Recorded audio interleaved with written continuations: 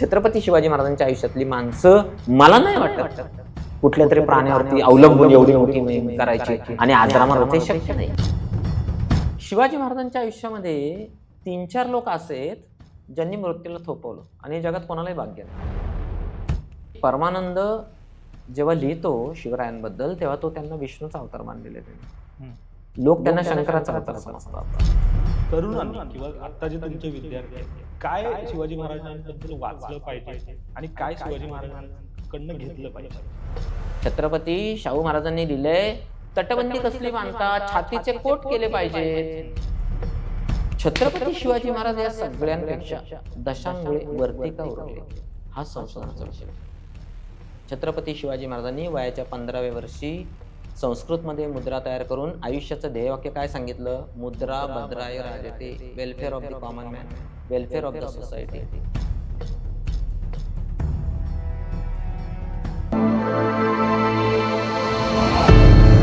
मंडळी नमस्कार. महाराष्ट्र कट्टामध्ये मी अरविंद तुमच्या सगळ्यांचं स्वागत करतो. या पॉडकास्टमध्ये आपल्यासोबत गप्पा मारण्यासाठी आहेत डॉक्टर गणेश राऊत. पुण्यातल्या HV देसाई महाविद्यालयामध्ये सर प्राध्यापक आहेत. गेल्या 25 वर्षाहून अधिक काळ फक्त विद्यार्थीच नाही तर सामान्य माणसांपर्यंत सरांनी इतिहास पोहोचवण्याचं काम केलंय. पुण्यातल्या ज्या काही वास्तू आहेत त्या ठिकाणी सर मोफत हेरिटेज वॉक हा उपक्रम चालवतात. त्याचबरोबर अनेक वक्तृत्व स्पर्धांचं आयोजन जे आहे ते गणेश राऊत सरांनी केलेलं आहे. आणि इतिहास अभ्यासासाठी जी मोडी लिपी असते ते त्याचे वर्ग सुद्धा गणेश राऊत सर घेतात. 50हून अधिक ग्रंथांच्या निर्मितीमध्ये सरांनी योगदान दिलेलं आहे. आणि सगळ्यात महत्त्वाचं म्हणजे जी बालभारतीची आपण इतिहासाची पाठ्यपुस्तकं वाचतो त्याच्या निर्मितीमध्ये सुद्धा गेल्या 20 वर्षांपेक्षा जास्त काळ जे आहे ते गणेश राऊत सरांनी योगदान दिलेलं आहे. गणेश राऊत सर हे छत्रपती शिवाजी महाराज, स्थानिक इतिहास आणि विनोबा भावे हे गणेश राऊत सरांच्या संशोधनाचे विषय राहिलेले आहेत. आणि त्याच गणेश राऊत सरांसोबत आज आपण मनमोकळ्या गप्पा मारणार आहोत. राऊत सर, महाराष्ट्र कट्टामध्ये तुमचं पहिलं स्वागत करतो. नमस्ते. थेट गप्पांना आपण सुरुवात करू. तुम्ही इतिहासाचे प्राध्यापक आहात, पण मी तुम्हाला थोडं मागे नेतो, बालपणात नेतो. बालपण कशी सुरुवात झाली? म्हणजे तुम्ही आता इतिहासाचे प्राध्यापक म्हणून तुम्हाला महाराष्ट्र ओळखतो, पण ह्याच गणेश राऊत सरांचं बालपण कसं गेलं? मी राजा धनराज गिरजे शाळेमध्ये शिकायला होतो. मॉन्टेसरी ते 10वी पर्यंत मी त्या शाळेमध्ये जवळजवळ 11 वर्ष काढले. एके दिवशी त्या शाळेमध्ये शाहीर ज्यांनी महाराष्ट्राच्या घराघरामध्ये शिवचरित्र पोहोचवलं त्या बाबासाहेबांची 7 दिवस व्याख्यानमाला होती. आणि माझ्या भावाने तिकीट काढलं आणि मला उचललं आणि तिथे नेऊन संध्याकाळी बसवलं. आजही मला ते 4थीचे दिवस आठवतात. बाबासाहेब याचे पूर्ण पांढऱ्या कपड्यांमधले बाबासाहेब, घड्याळाचं उलटं घातलेलं असायचं आणि ठरलेल्या ठोक्याला शिवचरित्राचं कथन सुरू व्हायचं. ते बरोबर 1 तासाने ते एकदाही घड्याळ बघायचे नाहीत. शेवटच्या दिवशी छत्रपती शिवाजी महाराजांचा मृत्यूचा जो प्रसंग आहे त्या दिवशी संपूर्ण मैदानावरती बसलेले लोक हे ढसाढसा रडत होते. आणि त्या दिवशी माझा निश्चय झाला की आपण आयुष्यात काय करायचं, तर आपण या विषयाचा आपण काहीतरी करायचं. हा विषय घेतला पाहिजे किंवा या विषयाचा अभ्यास केला पाहिजे. अशा थापा मारण्यात काही अर्थ नाही. फक्त एवढंच मला कळलं की अरे आपल्याला हे सगळं आवडतंय बरं का, हे खूप छान आहे. शिवाजी महाराज हे वेगळंच एक रसायन आहे, आपण त्याचा अभ्यास केला पाहिजे. पुढे आम्हाला 7वीच्या दरम्यान 6वी-7वीला गोरे नावाचे एक इतिहासाचे सर होते. ते 35 मिनिटांचा आमचा इतिहासाचा तास असायचा. त्यातले 30 मिनिटं ते इतिहास शिकवायचे आणि 30 मिनिटं झाले की ते एक गोष्ट सांगायला सुरुवात करायचे. आणि 35व्या मिनिटाला तो शिपाई यायचा आणि तो टोल द्यायचा. तर ती गोष्ट भयंकर भन्नाट पद्धतीने सांगायचं. 2 घोडेस्वार त्या जंगलामध्ये सावळ्याचा पाठलाग करत होते. सावळ्याला ज्या क्षणी असं लक्षात आलं की आपला पाठलाग होतोय, सावळ्याने आपला वेग वाढवला. तो मंदिराच्या आतमध्ये आला. तो गोसावी बाबांना म्हणाला, माझा पाठलाग होतोय, काहीतरी करा. गोसावी बाबा म्हणाले, अलख निरंजन. असं म्हटल्याबरोबर मारुतीची मूर्ती बाजूला झाली आणि त्या तळघरामध्ये सावळ्यानं उडी मारली असं म्हटल्याबरोबर तिकडे तो शिपाई बेल वाजवायचा. मी सरांच्या मागे मागे जायचं आणि त्यांना म्हणायचो, अहो सर काय झालं? ते म्हणायचे उद्या सांगतो. मला रात्रभर झोपच यायची नाही. काय झालं असेल त्याचं? आणि मग स्वप्नामध्ये मीच जणू काही सावळ्या झालेलो आहे आणि मी मागे मागे चालले असं वाटायचं. एके दिवशी आमच्या शाळेच्या ज्या ग्रंथपाल होत्या त्यांचं वय खूप झालेलं होतं, ते निवृत्त होणार होत्या. आमचं ग्रंथालय 3ऱ्या मजल्यावरती होतं. त्या दिवशी काय झालं मला माहित नाही, त्या खूप दमलेल्या मला वाटल्या. म्हणून मग मी एक ग्लासभर पाणी त्यांच्यासाठी मी म्हटलं, मॅडम तुम्ही खूप दमलात आज. त्यांना इतकं बरं वाटलं, त्यांनी मला जवळ घेतलं, माझ्या डोक्यावरून हात फिरवला. मला म्हणले, "सांग तुझी काय इच्छा? आज मी ती इच्छा पूर्ण करणार." त्यांचं नाव धर्माधिकारी मॅडम. मी म्हटलं, "ते आमचे इतिहासाचे सर आहेत ना, ते आम्हाला एक गोष्ट सांगतात." "ती कुठल्या पुस्तकातून सांगतात?" ते म्हणाले, ते काय समोर पुस्तक आहे." हं, ते होतं नाथ माधवांचं वीरधवल कादंबरी. हं. म्हटलं, "मला द्याल का?" "घेऊन जा" म्हणाले. ती मी घरी आणली. रात्री अभ्यासाच्या पुस्तकात हे गोष्टीचं पुस्तक टाकलं आणि एका रात्रीत रात्री 9-10 वाजता वाचायला सुरुवात केली. ते पहाटे 5:30-6 वाजता अख्खी कादंबरी माझी ती वाचून झाली. ती पहिली आयुष्यातली कादंबरी हां, पहिली सगळ्यात मोठी. त्याच्या अगोदर हां, मी ऑलरेडी शिवचरित्र वाचलं होतं वाचलं होतं. हां, बाबासाहेबांचं. हां, रणजित देसाईंचं श्रीमान योगी पण वाचलेलं होतं तोपर्यंत. हां. आणि दुसऱ्या दिवशी गेलो वर्गात. तर 3-4 वेळा असं झालं होतं ना, की मी तास संपला की सरांच्या मागे जायचो आणि म्हणायचो, "अहो हां, सर पुढे काय झालं?" मग ते हां. सर म्हणायचे, "उद्या सांगतो." त्या दिवशी माझी जेव्हा कादंबरी वाचून झाली, तेव्हा मी काय त्यांच्या मागे गेलो नाही. हं, त्यांनाच आश्चर्य वाटलं. त्यांनी मागे वळून असं बघितलं. मला म्हणाले, "अरे इकडे ये." मी बाहेर गेलो. ते म्हणाले, "आज तू मला काही विचारलं नाहीस?" हं. म्हटलं, "हे बघा, हे ते पुस्तक." आता मी सगळं वाचून काढले. त्या दिवशी त्यांनी मला माझ्या आयुष्यातला सगळ्यात मोठा धडा शिकवला, जो मी माझ्या विद्यार्थ्यांना पण सांगतो. त्यांनी माझ्या डोक्यावर हात ठेवला आणि मला म्हणाले, "हे बघ, तुला जर पुढे जायचं असेल ना, तर तू तुझ्या शिक्षकांनी वाचलेली, अभ्यासलेली पुस्तकं वाचून काढ. तू खूप मोठा होशील." हं. हे वाक्य ज्या दिवशी ऐकलं ना, त्या दिवशी मी असा विलक्षण थरारून गेलो होतो, की मला काही कळलं नव्हतं खरं म्हणजे सुरुवातीला, की या वाक्याचा अर्थ काय? त्या वाक्याचा अर्थ समजायला सुद्धा काही दिवस जावे लागले आणि मग कळलं, अरे, आपल्या सरांनी जे वाचलंय, ते हं, आपण वाचलं पाहिजे. हं. मग पुढे इतकी वाचनाची आवड लागली, की रात्रंदिवस तेच करत होतो. आणि मग इतिहासाची गोडी लागली. मी पुढे फर्ग्युसन कॉलेजला गेल्यानंतर आम्हाला डॉक्टर माधवी वैद्य होत्या शिकवायला व्यावहारिक मराठी. खरं व्यावहारिक मराठी हा विषय जर स्पेशलला असता ना, तर मी कदाचित इतिहासाकडे गेलो पण नसतो. पण आमच्या कॉलेजमध्ये तो विषय नव्हता आणि मी इतिहासाकडे गेलो. आम्हाला एक जी.बी. जोशी नावाचे सर होते. त्यांनी मला दुसऱ्या का तिसऱ्याच दिवशी मी सारखे प्रश्न विचारतो म्हणून आमच्या ग्रंथालयाची चावीच देऊन टाकली इतिहासाच्या. मला म्हणाले, "हे सगळे तू वाच आणि तू नोट्स काढून मला तपासायला दे." मी म्हटलं, "ह्याच्यापेक्षा दुसरं काय पाहिजे?" आता कोणी ह्याच्यावर विश्वास नाही ठेवणार, पण मी आमच्या राजा धनराज गिरजी शाळेची शालेय 4थी पर्यंतचं ग्रंथालय अख्खं वाचून काढलं होतं. हं. वरच्या वर्गाची सगळी ग्रंथालयातली इतिहासाची बहुसंख्य पुस्तकं सगळी वाचून काढली होती. इतिहासाचं हे सगळं कपाट माझ्या ताब्यात दिल्यानंतर मराठी भाषेतली जेवढी पुस्तकं तिथं होती, ती सगळी मी 3 वर्षामध्ये सगळी वाचून काढली. आणि त्याचा फायदा असा झाला, की अरे, हे आपल्याला जमतंय, हे आपल्याला येतंय. मग बी-ए हिस्ट्री स्पेशलला गेलो, मग एम-ए हिस्ट्री हं, केलं हं, आणि मग मला नोकरी लागली सुदैवानं इतिहासाचा प्राध्यापक म्हणून. हं. आणि मग सगळा प्रवास तिथून जे सुरू झाला ते आजतागायत इतिहासामध्ये रमलेलो आहे. पण मग बी-ए हिस्ट्री किंवा एम-ए हिस्ट्री करतानाच ठरवलं होतं, की इतिहासाचा प्राध्यापक व्हायचं? बी-ए हिस्ट्री, एम-ए हिस्ट्री करणाऱ्या लोकांना पर्याय काय होता त्या हां, कालखंडामध्ये? एकतर बी-ए, बी-एड करायचं तुम्ही शिक्षक होणार. हां, एम-ए, बी-एड करायचं तरी तुम्ही शिक्षक होणार. हां. सेट नावाची परीक्षा आली तर ती पास झाला तर तुम्ही हं, प्राध्यापक होणार. हं, मग नेट सेट काहीतरी दिली पाहिजे. मी सेट पास झालो. पहिल्याच फटक्यात परीक्षा पास झाल्यामुळे मला तिचंही फारसं महत्त्व कळलं नाही. हं, आणि मला आश्चर्य आता कोणी याच्यावर विश्वास नाही ठेवणार. मला गरवारे कॉलेजचं घरी बोलावून आलं, तुम्ही आमच्या कॉलेजमध्ये शिकवायला या. हं, हं, मी एम-ए पास झालो आणि दुसऱ्या दिवशी गरवारे कॉलेजमध्ये शिकवायला गेलो होतो. हं, गरवारे कॉलेजमध्ये शिकवताना लोक तुमच्या आयुष्यात किती मोठ्या मनाचे लोक येतात आणि तुम्ही कोणाच्या सहवासात वाढता हे खूप महत्वाचं असतं. हं, ज्यांची पुस्तकं अभ्यासून मी लहानाचा मोठा झालो, ते एम-ए हं, कुलकर्णी माझ्या वर्गाच्या वेळेला बाहेर उभे होते हं. आणि 2 हात मागे ठेवून असे ते ऐकत होते मी काय शिकवतोय. हां, मी त्यांना तोवर आयुष्यात कधीही बघितलेलं नव्हतं. हं.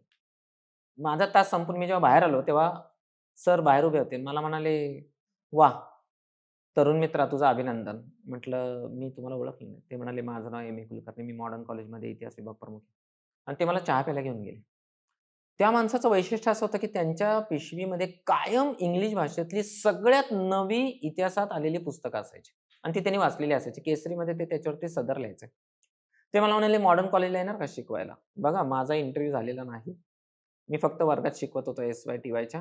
त्यांनी ते सगळं ऐकलं. मला बोलवलं. मी मॉडर्नला शिकवायला गेलो. गरवारे आणि मॉडर्न याच्यामध्ये मी सायकलनी तास घ्यायचो. 91ला मी ऑलरेडी प्रबोधिनीमध्ये इतिहास शिकवत होतो. अनघाताई लवळेकर रजेवर होत्या म्हणून. आणि ह्या नोकऱ्या मिळाल्या आणि आयुष्य असं एकदम बदलून गेलं आणि मी इतिहासाकडे वळलो. सर आता तुम्ही इतिहास म्हणजे तुमच्या बालपणापासून सांगितलं. पण मी तुम्हाला थेट जे महाराष्ट्राचे आराध्य दैवत आहेत छत्रपती शिवाजी महाराज. इतिहासाचे प्राध्यापक झाल्यानंतर किंवा शिकत असताना इतिहास, असा कुठला पैलू जो छत्रपती शिवाजी महाराजांचा तुम्हाला सगळ्यात जवळचा वाटला? खरं म्हणजे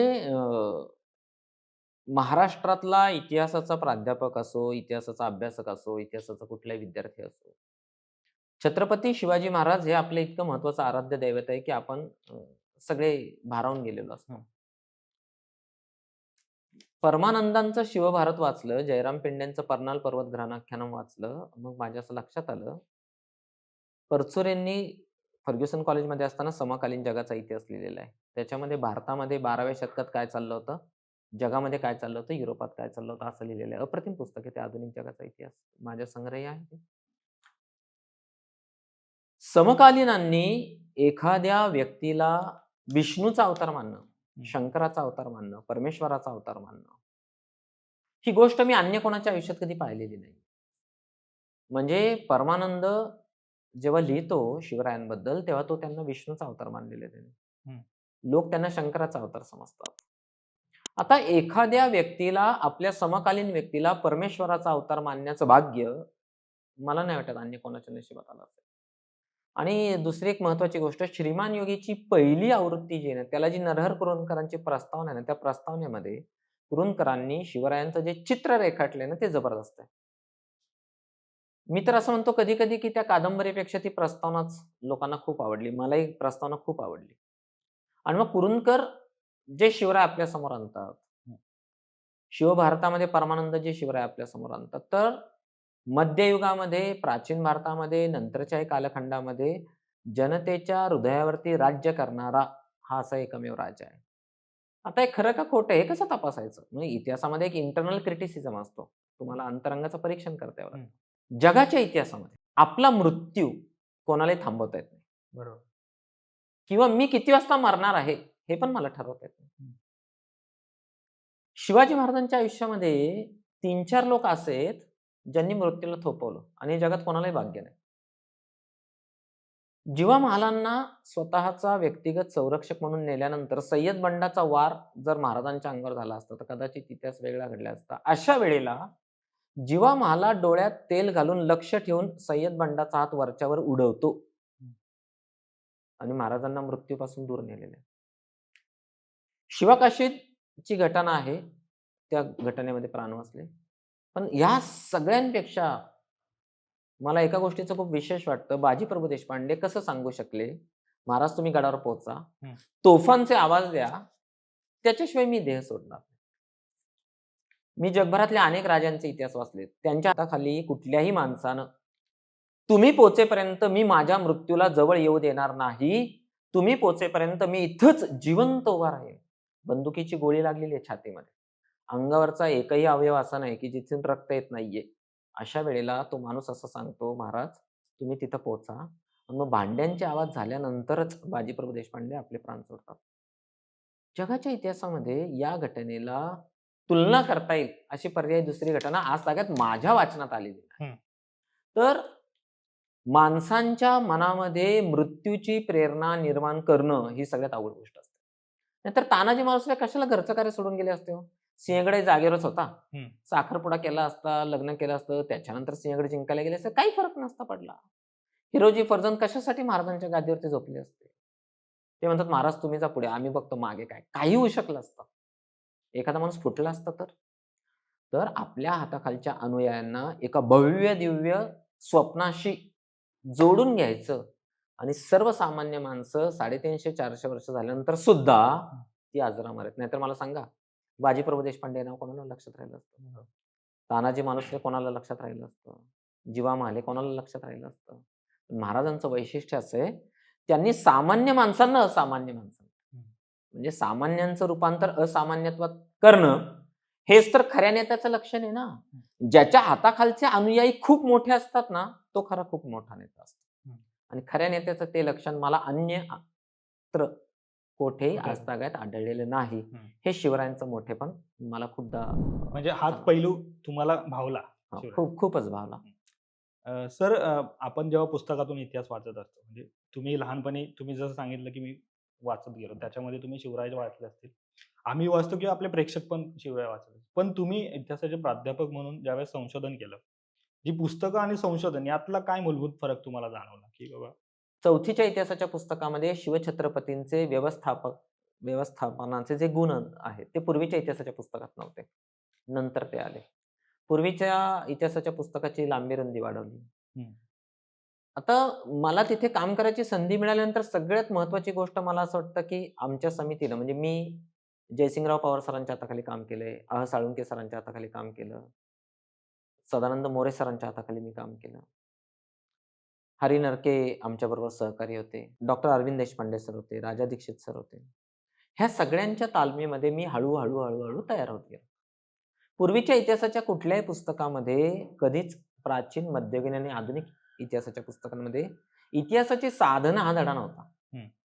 मग आमच्या समितीने काय केलं, तर आम्ही पहिला धडा असा आणला, की तुम्हाला जर इतिहास लिहायचा असेल, तर त्याला इतिहासाची साधनं लागतात. साधनं नसतील तर तुम्ही इतिहास कसं लिहिणार? म्हणजे याचा अर्थ असा, की इतिहासाची साधनं तपासून घ्यावी लागतात. ती बारकाईने बघावी लागतात. त्याचा अभ्यास करावा लागतो. पण पुन्हा ह्याचं एक तारतम्य असतं. म्हणजे रांके असा म्हणतो, "नो डॉक्युमेंट्स, नो हिस्ट्री." हं. अगदी बरोबर आहे. आता इतिहासकाराला एक प्रतिभा असावी लागते. त्याला मधल्या काही रिकाम्या जागा भराव्या लागतात. उदाहरणार्थ, आज तागायत छत्रपती शिवरायांनी आपली सुटका कुठल्या मार्गाने करून घेतली आणि ते कसे आले इथवर, याचे आपल्याला अधिकृत डॉक्युमेंट आजतागायत सापडलेलं नाही. पण आले हे सत्य आहे ना. हो. म्हणजे याचाच अर्थ असा कुठल्या ना कुठल्या तरी मार्गाने आले ना. मग ते कदाचित जलमार्गाने आले असतील, वायुमार्गाने काही शक्य नाही आणि मग ते स्थलमार्गाने आले. म्हणजे अंतिम उद्दिष्ट आहे ते पोहोचले. मूळ घटना आहे त्यांनी स्वतःची सुटका करून घेतली. आता ह्याच्यामधली जर कागदपत्र मिळत नसतील, तर इतिहासकाराची प्रतिभा तिथं उपयोगाला येते. हं. आता एक व्यक्तिगत किस्सा तुम्हाला सांगतो कदाचित तो हास्यास्पदही वाटू शकतो, की माझं लग्न जेव्हा करायचं ठरलं, तेव्हा कपडे आमचे चोरांनी टेरेसवरून चोरून नेले. हं. आता माझ्या लग्नाला सुद्धा आता 30 वर्ष झाली. तर माझ्या डायऱ्या माझ्या मुलांच्या हाताशी लागल्या. मी हं. त्याच्यात काय गोष्टी लिहून ठेवल्यात. सुदैवानं मी काही कोड वर्डमध्ये लिहिल्यामुळे फार काही त्यांचा फायदा झाला नाही. त्याच्यामध्ये मी माझ्या लग्नाचा खर्च लिहिला आहे. हं. तर माझे कपडे मला ज्याच्याकडून आले आणि मला शिवणावळ द्यावी लागणार. माझ्या मित्राने ते केलं. तर माझ्या लग्नाच्या खर्चाच्या यादीमध्ये कुठेही कपडे लिहिलेले नाहीयेत. हं. मग अजून 100 वर्षांनी एखाद्या इतिहासकाराला जर माझ्या लग्नाची डायरी हातात सापडली, तर त्यांनी काय निष्कर्ष काढायला, राऊत सरांच्या लग्नात कपडे. म्हणजे आपल्याला त्याचा एक अर्थ लक्षात घ्यावा लागतो. अति ताणून चालत नाही. हं. इतिहासाच्या पाठ्यपुस्तकांमध्ये इतिहासकाराला. तर त्या मधल्या ज्या जागा असतात, त्या काही वेळा प्रतिभेनुसार त्या भरून काढाव्या लागतात आणि एक व्यापक जनमानस लक्षात घ्यावं लागतं. तुम्हाला इतिहासकाराला तो इतिहासकार याच ग्रहावरती राहतो हं. ना. हं. तो हं. काही परग्रहावरती राहत नाही. हं. मग त्याला ते एक व्यापक जनमानस लक्षात घ्यावं लागतं. जनतेच्या भावना न दुखावता सत्याच्या अधिकाधिक जवळ जाण्याचा प्रयत्न इतिहासकाराला करावा लागतो. हं. सत्य सापडतं का नाही? माहीत नाही. हं. सत्य नक्की काय आहे? माहीत नाही. सत्याच्या अधिकाधिक जवळ जाणं हे इतिहासकाराचं खरं काम आहे, असं मला वाटतं. ते आम्ही करायचा प्रयत्न करतो. म्हणजे एकंदरीतच तुम्ही संशोधन करताना ह्या तुम्हाला सगळ्या भावलेल्या गोष्टी आहेत. म्हणजे तुम्ही ज्या पद्धतीने सांगितलं, की लग्नाची तुमचा किस्सा सांगितला. म्हणजे आपण पुस्तकात वाचतो वेगळं, पण संशोधन करताना या गोष्टी सगळ्यात संशोधक म्हणून तुमच्या लक्षात येतात, ज्या वाचकांच्या लक्षात येत नसतील. सर मला त्याच्या पुढचा एक प्रश्न विचारायचा आहे, की आपल्याकडं आत्तापर्यंत म्हणजे भाषणं असतील किंवा चित्रपटातून असतील, शिवाजी महाराज हे एक खूप ग्रेट योद्धे होते असं सांगितलं जातं. पण त्याचबरोबर शिवाजी महाराज चांगले प्रशासकही होते.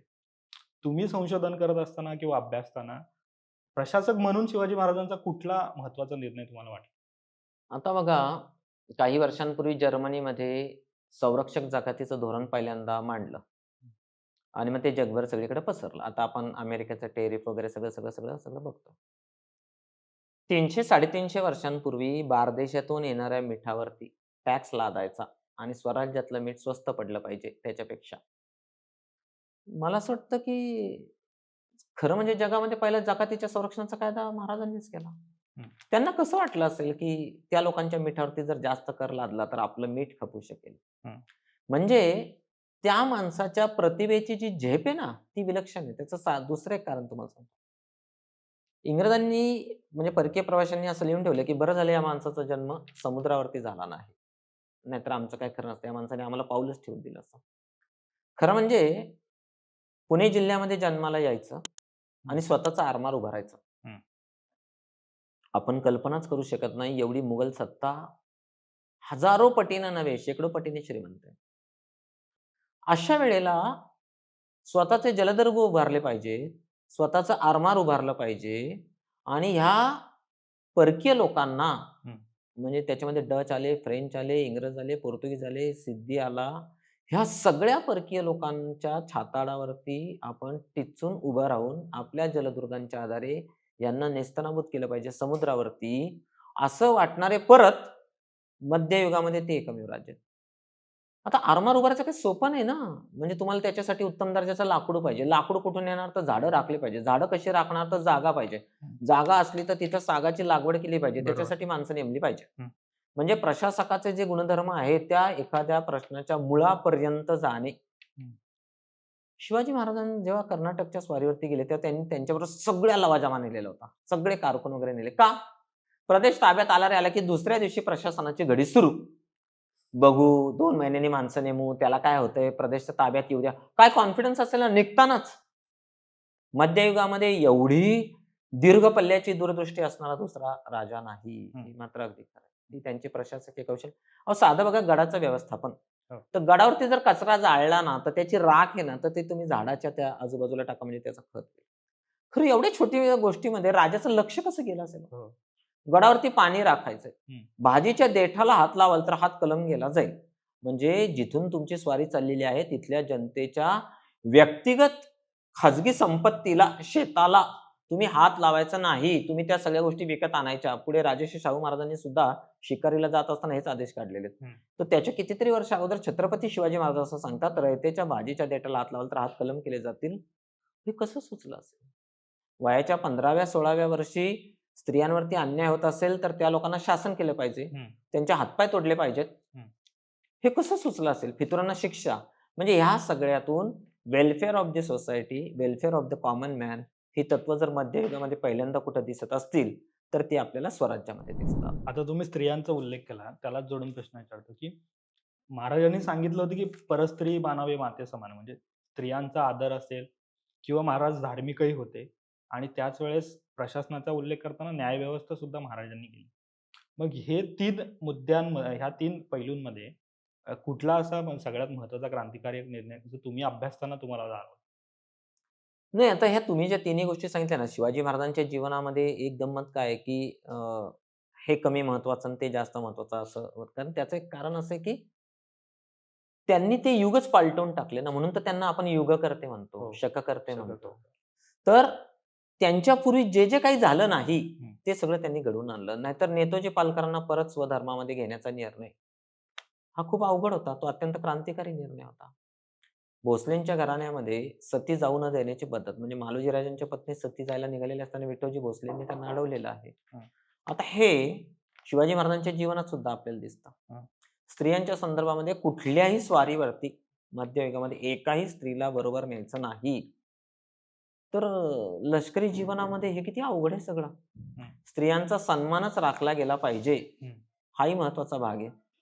आणि धार्मिक बाबतीमध्ये उदार अंतःकरणानं अनेक धर्मस्थळांचं रक्षण करणं असेल, त्याला देणग्या देणं असेल, त्याची काळजी घेणं असेल, जनतेच्या त्या सगळ्या मानसिकतेची काळजी घेऊन त्याला धक्का लागणार नाही याची काळजी घेत या सगळ्यांना स्वराज्याशी जोडणं. मुख्य सूत्र काय माहिती का? तर स्वराज्य हे मुख्य सूत्र आहे. बरं. आणि हे बाकीच्या सगळ्या गोष्टी आहेत ना, त्या उपसूत्र आहेत. पण शिवाजी महाराजांसारखी व्यक्ती, हं. छत्रपतींसारखी व्यक्ती युगायुगातून क्वचितच जन्माला येते. हं. तर हे अभूतपूर्व गोष्ट आहे. असं त्यापूर्वी कधी झाल्याचं दिसत नाही. सर सगळ्यात महत्त्वाचं म्हणजे आता तुम्ही पर्यंत बोलला. पण आत्तापर्यंत म्हणजे शिवाजी महाराजांचा इतिहास खूप इतिहासकारांनी लिहिला, खूप इतिहास अभ्यासक किंवा तुमच्यासारखे प्राध्यापक मांडत असतात. पण तरी देखील शिवाजी महाराजांचा इतिहास आपल्याला असं कुठे वाटतं, की सण असतील किंवा मग 19 फेब्रुवारी तिथपर्यंतच मर्यादित राहिलं. म्हणजे त्याच दिवशी व्याख्यानं घेणं. बरेच जण असं करतात, की आता 19 फेब्रुवारी मग त्या दिवशी व्याख्यानं घेऊ. मग हे अभ्यास कुठेतरी कमी का पडत चाललाय शिवाजी महाराजांचा? नाही, नाही. कसं आहे म्हणजे ह्याच्यामध्ये 2 भाग असतात. महात्मा फुलेंनी त्यांच्या काळामध्ये असं म्हटलंय, की लोक खूप कमी वाचतात. हं. हं. आजच्या काळातही लोक तसंच म्हणतात. लोक खूप कमी वाचतात. प्रत्यक्षामध्ये जर तुम्ही पुस्तकांची विक्री पाहिली आता पुणे पुस्तक हो. महोत्सवामध्ये कोट्यवधींच्या उड्या घेतलेल्या आहेत. समाजातला एक वर्ग स्वतःला गाडून घेऊन शिवसंशोधनाचं काम करत असतो. उदाहरणार्थ मेहेंदळे सर अख्खं आयुष्य त्यांनी फक्त आणि फक्त एकाच विषयासाठी खर्च केला. तर समाजामध्ये नेहमीच कुठल्याही समाजामध्ये जगभरातल्या संशोधनाला वाहून घेतलेली एक छोटीशी पिढी असते. एक छोटासा समूह गट असतो. तो आपलं अख्खं आयुष्य फक्त संशोधनाला वाहून घेतो. दुसरा एक वर्ग असतो, तर आपण उत्सवी लोक आहोत ना. हं. मग आपण काय करतो, सगळ्यात सोपं काय आहे, तर शिवाजी महाराजांची जयंती, पुण्यतिथी साजरी केली, की बाबा आपलं बरं चालेल द्रुतकल्ल्या, मधुकल्ल्या. आणि तिसरा एक गट असतो, की तो ह्या सगळ्याकडे अलिप्तपणे बघत असतो. तर आज 300-350 वर्ष झाल्यानंतर या हं. परिस्थितीमध्ये फारसा बदल होणंही शक्य नाही. त्याचं कारण तर समाजमानाचा एक भाग असतो. अशा वेळेला आपण 19 फेब्रुवारी असेल, शिवपुण्यतिथी असेल, शिवजयंती असेल किंवा पुण्यातलं छत्रपती शिवाजी महाराजांचा पहिला अश्वारूढ पुतळा, आशिया खंडातला पहिला एकसंध पुतळा, हे पाहिल्यानंतर आपण त्यांच्यापासून काय प्रेरणा घेणार आहोत ते सगळ्यात महत्त्वाचं असतं. नाहीतर बघा रवींद्रनाथ टागोरांना जय तू शिवाजी कविता लिहिण्याची गरज काय आहे? हं. बंगालमध्ये राहत असणाऱ्या रवींद्रनाथांनी छत्रपतींना बघण्याची अजिबातच शक्यता नाही, कारण दोघांमध्ये अंतर आहे. अशा वेळेला मला बंगालमधल्या लोकांना जर स्फूर्ती द्यायची असेल, तर रवींद्रनाथ टागोर शिवछत्रपतींचं प्रतीक निवडतात. हं. शिवछत्रपतींवरती कविता लिहितात, ज्याचा अनुवादच पु. ल. देशपांडेंनी केलेला आहे. हं. लाला लजपतराय शिवचरित्राविषयी लिहितात.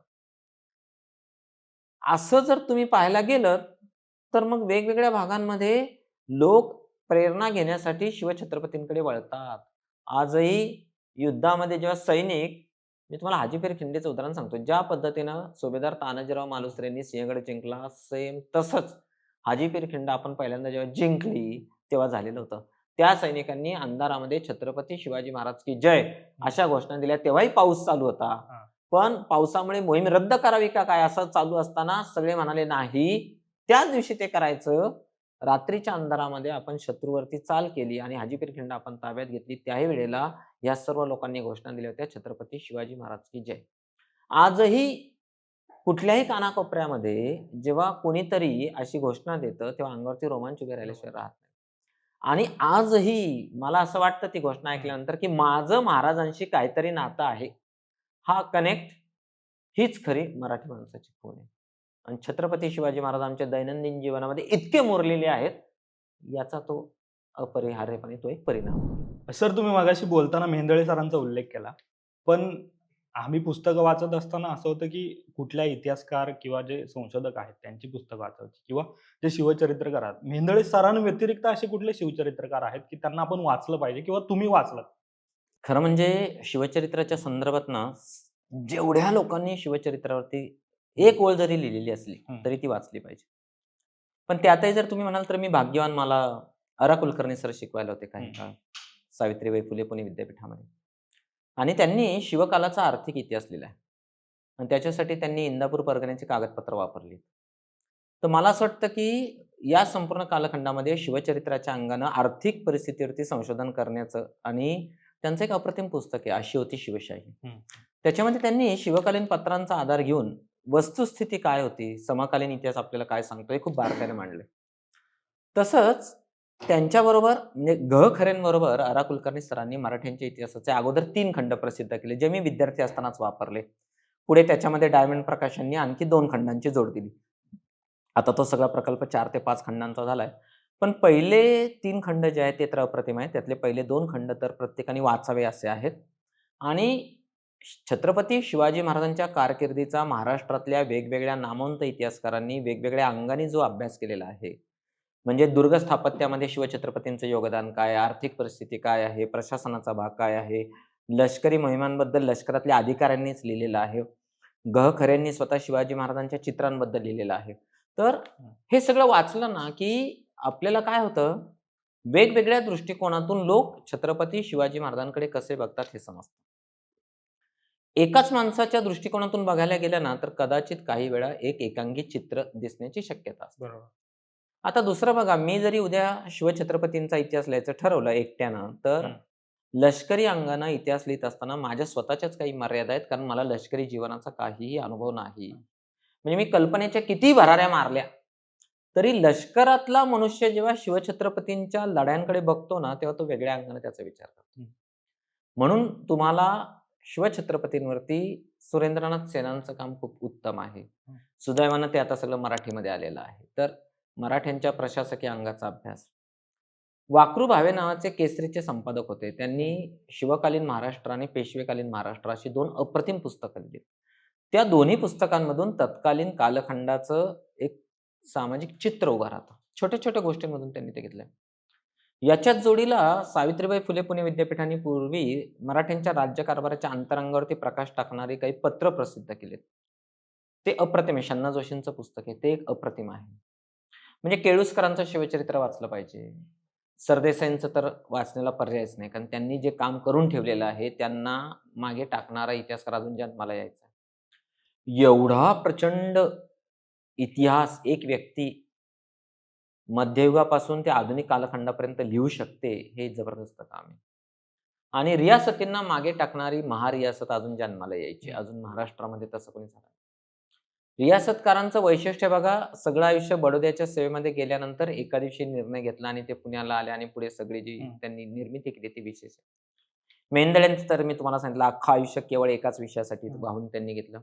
दत्तो वामन पोतदारांनी आपलं आयुष्य असंच शिवचरित्रासाठी खर्ची घातलं. सेतू माधवराव पगडींचं अप्रतिम आहे. सगळ्यात पहिल्यांदा त्यांचं इंग्लिशमधलं चरित्र एन-बी-टीनी प्रसिद्ध केलं होतं. सुरुवातीला अगदी ₹40 वगैरे किंमत होती. आता ती वाढली.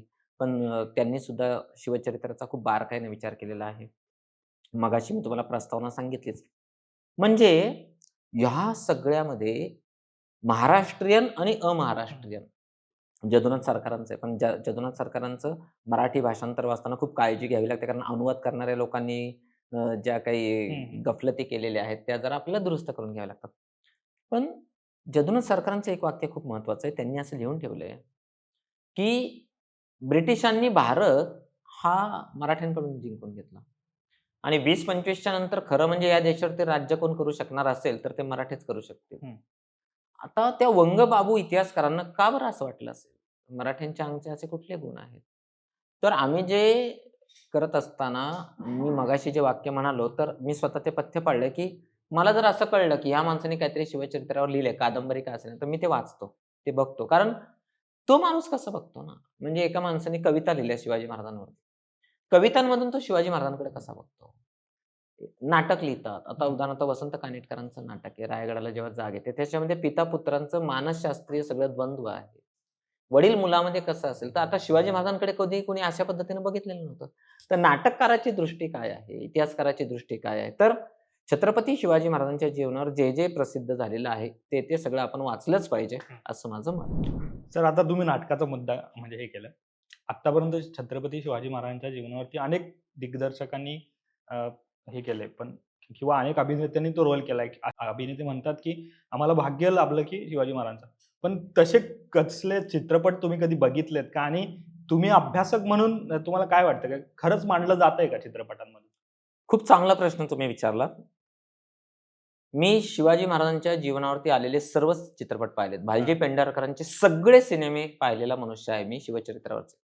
दादा कोंडकेंचा गनिमी कावा पाहिला, अलीकडच्या काळातले दिग्पाल लांजेकरांचे सगळे हं. सिनेमे पाहिले, शेर शिवाजी पाहिला, छावा पाहिला, तानाजी मालुसरेंच्या जीवनावरती आलेला सिनेमा पाहिला. ह्या सगळ्या सिनेमांची काय गंमत असते माहिती का? माझ्या सुदैवानं मला महाराष्ट्र शासनाच्या चित्रपटांच्या, ऐतिहासिक चित्रपटांच्या परीक्षणावरती काम करायची संधी मिळाली. हं. तर एका प्राचीन भारतीय सिनेमामध्ये जी नायिका दाखवलेली आहे, तर तत्कालीन कालखंडामध्ये तिचा दंड असा उघडा दाखवलेला आहे.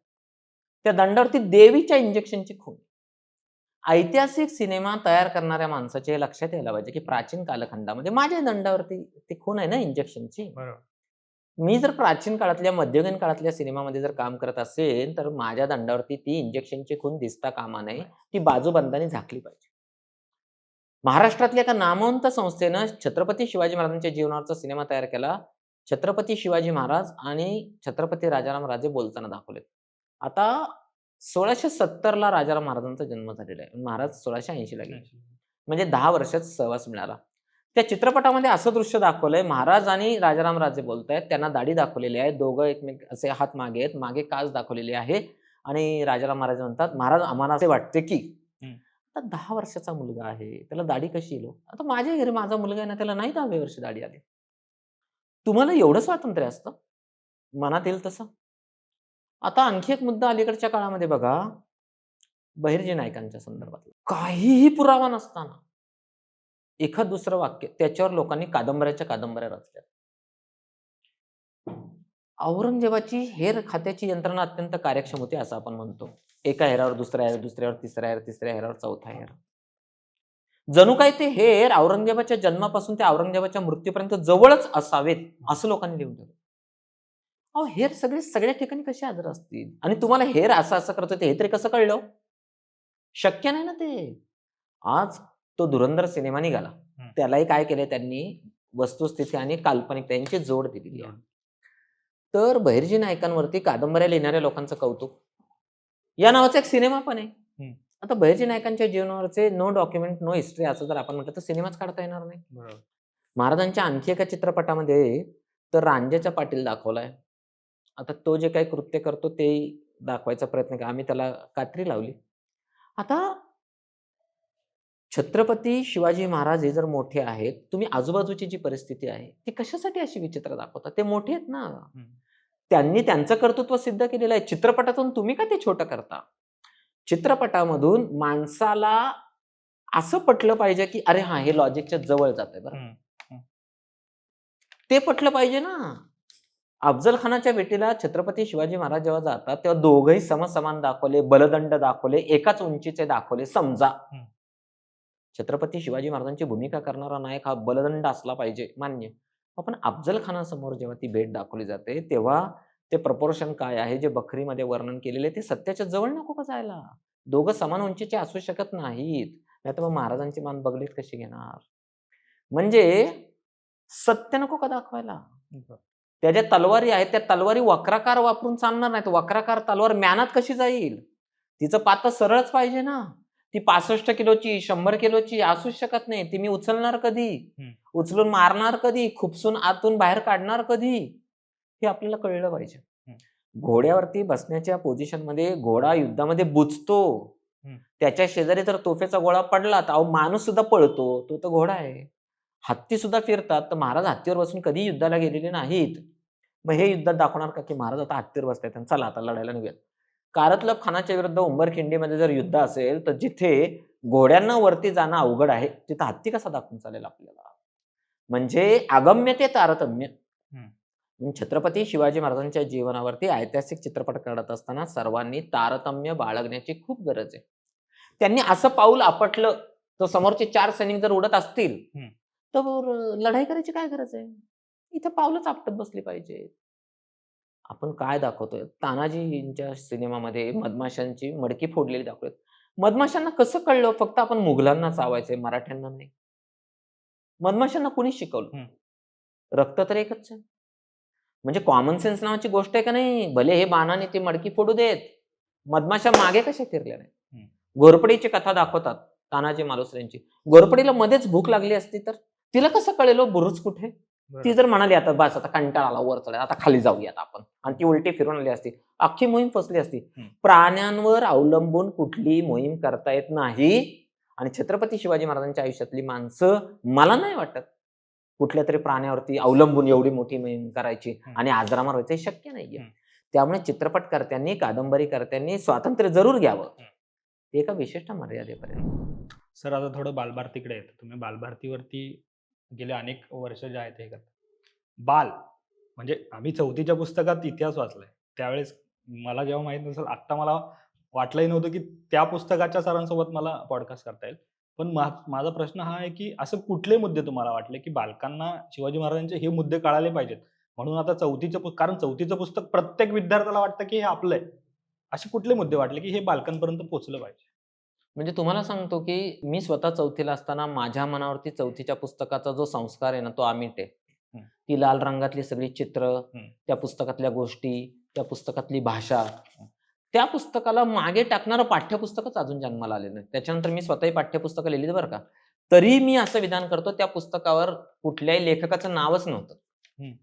मी जे पुस्तक वापरलं 1978 साली, त्या पुस्तकावरती 4थीच्या इतिहासाच्या पुस्तकावर लेखकाचं नाव नाहीये. ते तयार करणाऱ्या समितीचं नाव आहे. आता इतिहासाच्या पाठ्यपुस्तकावरती लेखकांची नावं येतात. पण त्या भाषेतला गोडवा, त्या चित्रांमधला गोडवा, ते छत्रपती शिवाजी महाराजांच्या चित्रांमधलं चेहऱ्यावरचं ते तेज, रवी वर्म्याचं ते घोड्यावरती बसलेलं शिवरायांचं चित्र, मी आयुष्याच्या अखेरच्या श्वासापर्यंत ते पुस्तक विसरू शकत नाही. एवढं ते अप्रतिम, एवढं ते चांगलं पुस्तक. आणि अशा शेकडो पिढ्या म्हणजे ज्या पुस्तक निर्माण झाल्यापासून त्याच्यावर पोहोचल्या गेलेल्या आहेत. हजारो लोकांनी, कोट्यावधी लोकांनी ते पुस्तक वाचलंय आणि ते पुस्तक मी माझ्या घरी आजही जपून ठेवलेलं आहे, जुनी प्रत म्हणून. माझ्याकडे 4थीचे सर्व बदलत गेलेले तुमच्या वेळेस होतं ते? माझ्या वेळेचं पुस्तक आहे. आणि मी 4थीला असतानाच माझी बहीण 6वीला होती. हां. तर तिच्या पुस्तकावरती 6वीच्या इतिहासाच्या पाठ्यपुस्तकावर पानिपताचा रणसंग्राम होता. अब्दाली हां. विरुद्ध मराठे. आत्ता माझ्या अंगावर काटा आला. हां. ते पुस्तक पण मी जपून ठेवलंय. त्या पुस्तकाची सुद्धा भाषा, त्या पुस्तकामध्ये शिवाजी महाराजांचं चित्र, बाजीप्रभू देशपांडे खिंडीमध्ये उभे आहेत ते चित्र, आजही ती चित्र मी विसरू शकत नाही. ब्लॅक अँड व्हाईट मधलं शिवाजी महाराज अफजल खानाच्या भेटीला निघालेलं चित्र आत्ता माझ्या डोळ्यासमोर आहे हां. सगळं. तर हे बालभारतीचं जे कॉन्ट्रिब्युशन आहे ना, ते कोणी नाकारू शकत नाही. आणि तुम्हाला गंमत वाटेल, बालभारती ही अख्ख्या देशातली महाराष्ट्र हे पहिलं राज्य आहे, हं. ज्याने अशा प्रकारची संस्था स्थापन केली. मग उरलेल्या राज्यांनी त्याचं अनुकरण केलं. आणि अशी पाठ्यपुस्तकं आपण निर्माण केली पाहिजेत. आपल्या राज्याचं प्रतिनिधित्व करणारी पुस्तकं आली पाहिजेत. असा विचार करणारी बालभारती ही अत्यंत दूरदृष्टीने उभी राहिलेली आहे. पण बालभारतीची पुस्तकं आजही स्पर्धा परीक्षेचे विद्यार्थी वापरतात. आम्ही काय करतो, अधिकाधिक अचूक माहिती, हं. अधिकाधिक निष्पक्ष माहिती, हं. अधिकाधिक सत्याच्या जवळ माहिती आणि अधिकाधिक संदर्भ असलेले पुरावे आणि मग त्याच्या जोडीला हे करता येईल का बघा, अधिकची माहिती. पूर्वी इतिहासाच्या पुस्तकातून स्त्रिया अदृश्य झालेल्या असायच्या. हो. आता त्या जाणीवपूर्वक त्यांना कुठे-कुठे आणता येईल. सावित्रीबाई फुले असतील, अहिल्याबाई होळकर असतील, वीरमाता जिजाऊसाहेब त्यांची माहिती वाढवलेली असेल, महाराणी ताराबाईंचं सगळं कर्तृत्व असेल, चन्नम्मांचं कर्तृत्व असेल, चांदबिबीचं असेल. हळू-हळू, हळू-हळू आम्ही सुद्धा उत्क्रांत होत जातो ना, आम्ही माणसं आहोत. एक काहीतरी समोर असतं, ते वाचल्यानंतर असं वाटतं, "अरे हां, हे राहिलंय बरं का ह्याच्यामध्ये." मग पुढचा एक टप्पा गाठतो आपण. कारण नंतर येणारी पिढी मागच्या पिढीच्या खांद्यावरती उभी असते. माझ्यानंतर बालभारतीमध्ये काम करायला येणारी जी पिढी असणार आहे, ती माझ्या खांद्यावर उभी राहणार आहे. त्यांना अधिक लांबचं दिसेल. त्यांच्या खांद्यावर जे उभे राहणार आहेत, त्यांना अधिक लांबचं दिसेल. बरोबर. त्या कालखंडातलं छत्रपती शिवाजी महाराजांचं पुस्तक कदाचित आणखी वेगळं असेल. पण या पुस्तकाची जी गोडी आहे ना, ती अमृताहून ती काही कमी नाहीये. सर, सगळ्यात महत्त्वाचा मुद्दा म्हणजे आता बालभारतीचं झालं. पण पुस्तकं व्यतिरिक्त वाचक जो आहे तो कादंबरी वाचत असतो. मग कादंबरी आणि इतिहास याच्यामध्ये असा नेमका काय फरक आहे? म्हणजे सामान्य वाचक म्हणून आम्ही वाचत असताना कुठले असे मुद्दे आहेत जे हे वेगळं करू शकतात? आता बघा, कादंबरीकाराला ना त्या स्थळकाळाचं एक आकलन असावं लागतं. फक्त मी आता नाव घेत नाही, एका ख्यातनाम कादंबरीकारांनी रायगडावरती छत्रपती शिवाजी महाराज जेवायला बसलेले असताना त्यांच्या ताटामध्ये आजच्या काळातला दिल्ली राईस दिलेला आहे. हं. आता तो जो अखंड तांदूळ, इतका उत्कृष्ट, इतका दर्जेदार रायगडावर कसा पोहोचला? तो काश्मीरपासून निघाला आणि मग महाराजांच्या जेवणामध्ये ते असं चांदीचं ताट मांडलेलं आहे आणि त्यांनी ते रसभरीत वर्णन केलंय आणि मग ती व्हेज बिर्याणी आणि मग त्याच्यासाठी वापरलेला तो पुलावासाठी वापरलेला तो तांदूळ. अरे बाबा, इथल्या लोकांचं रोजच्या दैनंदिन जीवनातलं खाद्य काय? ते तुझ्या कादंबरीत पाहिजे ना आम्हाला. बरोबर. तू आम्हाला हे कशाला सांगतो? तर कादंबरीकाराला ते कळावं लागतं. कपडे बघा. आता बाराबंदी जी आहे, तर ती बांधणं आणि ती सोडणं हे तसं अवघड काम आहे. शेला पागोटे. पागोट्यांवरून आपल्याला अनेक गोष्टी कळतात. तर कोण मनुष्य कुठल्या प्रकारचा पागोटा घालतो, त्याला एक विशिष्ट संदर्भ आहेत. ते कादंबरीकाराला कळावे लागतात. गुप्तहेरांची कागदपत्र जर अस्तित्वात नसतील, तर कल्पनेनं तो भाग तुम्ही भरून काढा. पण तुम्ही त्याला आचाट साहस करायला लावू नका ना. एका दिवसात आता शिवव्याख्याते काही सांगतात, दिल्लीपासून शनिवारवाड्यापर्यंत एका रात्रीत बाजीराव साहेब घोड्यावरून आले. अहो नाही शक्य. विमानाला सुद्धा दिल्लीवरून पुण्याला यायला 2 तास लागतात. घोडा कधी पळणार? घोड्याची छाती फुटली तर? अहो ते बैल आणि घोडे जे असतात ना, ते जेव्हा प्रवासाला निघतात ना, ते जर दमले ना, तर त्यांना सुद्धा तूप घातलेली कणकेचे गोळे द्यावे लागतात. त्यांच्या पायाला मालिश करावी लागते. तेही दमतात. त्यांना दिवसभरातून प्यायला पाणी द्यावं लागतं. त्यांना विश्रांती घेऊ द्यायची असते. कुठलाही माणूस मनात आणलं तर दिल्लीवरून निघाला, पोवाड्यांमधून, कादंबऱ्यांमधून, नाटकांमधून, व्याख्यानांमधून लोक वाटेल त्या थापा ठोकतात. अफजल खान वायुवेगाने आला. वायुवेगाने आला असता तर तो विजापूरवरून प्रतापगडावरती 5-10 मिनिटातच पोहोचला असता ना. त्याला कशाला तो चालत निघाला आणि कशाला इकडे गेला आणि तिकडे गेला? म्हणजे आपण काय बोलतोय, आपण काय मांडतोय, आपल्या वाचकांसमोर त्याचं काय चित्र उभं राहतंय, याचा कादंबरीकार फारसा विचार करत नाहीत. म्हणून कुठल्या कादंबऱ्या गाजल्या ज्या सत्याच्या जवळ जाणाऱ्या आहेत, लोकांना ते पटलं पाहिजे. सर, तुम्ही अनेक संदर्भ ग्रंथ दिले, म्हणजे मग मी मगाशी सांगताना सांगितलं 50 ग्रंथांपेक्षाही जास्त तुम्ही संपादन केलं. पण त्यातले तुमचे महत्त्वाचे 2 ग्रंथ म्हणजे राज्याभिषेक एक असामान्य घटना आणि शिवाजी महाराजांवरती लिहिलेला स्मृतिग्रंथ. हे 2 ग्रंथांमध्ये संपादन करताना काय अशी वेगळी वैशिष्ट्य आहेत ती तुम्हाला जाणवली? तुम्ही प्रेक्षकांना सांगाल? आम्ही जो छत्रपती शिवाजी महाराज स्मृती ग्रंथ तयार केला, त्याच्या बाबतीतली माझी एक आठवण खूप मला आनंददायी आहे, की अशी त्या स्मृतिग्रंथामध्ये मला जे योगदान देता आलं, ते आजवर कोणालाही देता आलेलं नव्हतं. याचा मला खूप आनंद आहे. त्याचं कारण तुम्हाला सांगतो. आदरणीय जयसिंगराव पवार सरांनी, जदुनाथ सरकारांनी सोलापूरला एक भाषण दिलं होतं शिवचरित्रावर आणि ते मूळ भाषण इंग्लिशमध्ये होतं. त्याचा तोवर कधीही अनुवाद झालेला नव्हता. ते भाषण त्यांनी मिळवलं आणि ते असं म्हणाले, की हे भाषण आपण छापलं पाहिजे या स्मृतिग्रंथामध्ये. तर त्याचा मराठी अनुवाद केला आणि तोपर्यंत मराठी जनांना अज्ञात असणारं एक कागदपत्र, एक सगळं भाषण मला मराठीत आणता आलं, याचा मला खूप आनंद झाला. अशा दिग्गज इतिहासकारांच्या हाताखाली जेव्हा तुम्ही काम करता ना, तर तुमचे भले दृष्टिकोन वेगवेगळे असतील, पण तुम्ही खूप हं. गोष्टी शिकत असता. हं. आता शिवराज्याभिषेक हा विषय सुचला मुळात अनिल पवारांना. सगळं श्रेय अनिल पवारांना आहे. हं. मग त्यांचे मित्र चेतन कोळी, त्यांनी संपादक पदावरती सदानंद मोरे सरांची मदत घेतली. परंतु सदानंद मोरे सर, अनिल पवार, चेतन कोळी या तिघांचं सहसंपादक म्हणून एका नावावर एकमत झालं, ते म्हणजे गणेश राऊत. हं. आता हे जेव्हा मला कळलं ना, तेव्हा मला खूप आनंद का झाला माहिती आहे का? तर मोरे सरांच्या नेतृत्वाखाली महाराष्ट्र शासनाच्या एका समितीमध्ये काम करत असताना मला काही शेकडो पुस्तकं वाचावी लागली आणि त्याचे रिपोर्ट्स द्यावे लागले. सर माझं ते काम जवळून बघत होते. हो. याचा अर्थ त्यांचं माझ्यावरती लक्ष होतं. जेव्हा योग्य वेळ आली तेव्हा त्यांनी मला संधी दिली. इतिहासकाराला, अभ्यासकाला आपली पुढची पिढी तयार करावी लागते. हं. महाराष्ट्रामध्ये अलीकडच्या कालखंडामध्ये हे खूप दुर्मिळ झालंय दुसऱ्याला संधी देणं. आपले विद्यार्थी, आपल्या सहवासात येणाऱ्या लोकांना संधी देऊन पुढे नेणं, तरच विषय पुढे जाईल ना. बरोबर. तर मोरे सरांनी माझ्यावर दाखवलेला विश्वास, पण मला तो सार्थ करायचा असतो. हं. क्रिकेट खेळायची संधी तुम्हाला मिळेल. हं. तुमचे वडील ग्रेट क्रिकेटर होते म्हणून तुम्ही ग्रेट क्रिकेटर व्हाल असं अजिबात नाही. मैदानावर गेलं की सत्य काय ते उघडकीला येतं. अशा वेळेला जर जयसिंगराव पवार सरांबरोबर मी काम करत असेल, साळुंखे सरांबरोबर काम करत असेल, हं. सदानंद मोरे सरांबरोबर काम करत असेल, तर माझी अशी धारणा आहे की ते अधिकाधिक चांगलं, अधिकाधिक उत्तम, अधिकाधिक घासून-पुसून ते केलं पाहिजे. हं. त्यामुळे शिवराज्याभिषेक ही कल्पना सुचणं हेच मुळी अनिल पवारांचं वेगळेपण होतं आणि या निमित्तानं मराठी भाषेमध्ये केवळ ह्या एकाच विषयावरचा पहिला तो एवढा 350 पृष्ठांचा ग्रंथ प्रसिद्ध झाला. त्याच्यामध्ये सगळ्यांचे लेख अत्यंत बारकाईने वाचलेले होते. त्याच्यामध्ये काही वेळा दुरुस्त्या सुचवल्या, काही दुरुस्त्या केल्या, काही गोष्टी हे केल्या आणि आता लेटेस्ट प्रसिद्ध झालेले बाबासाहेब पुरंदरेंनी महाराष्ट्र टाइम्समध्ये एक रोज शिवचरित्राची मालिका लिहिली. हं. त्यांच्या मृत्यूपूर्वी एक 4-5 वर्ष अगोदर. त्यांचे चिरंजीव अमृतराव पुरंदरे यांची माझी भेट झाली. मुकुल मारण्यांनी माझी भेट घडवून दिली.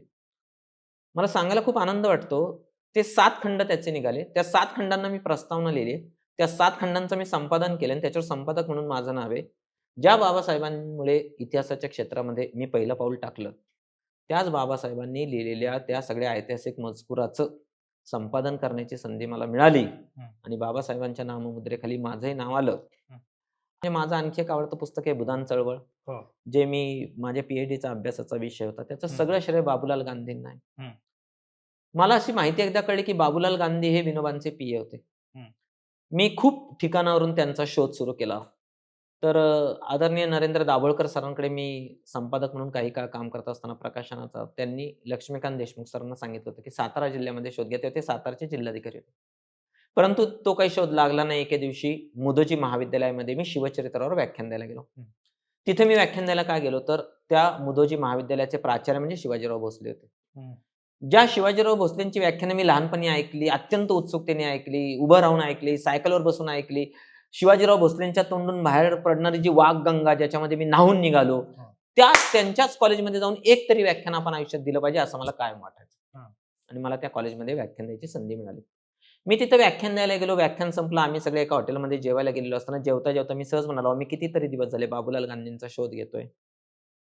समोर बसलेला माणूस मला म्हणाला, "ते रोज आमच्या घरी सकाळी येतात." म्हटलं, "काय थापा मारता?"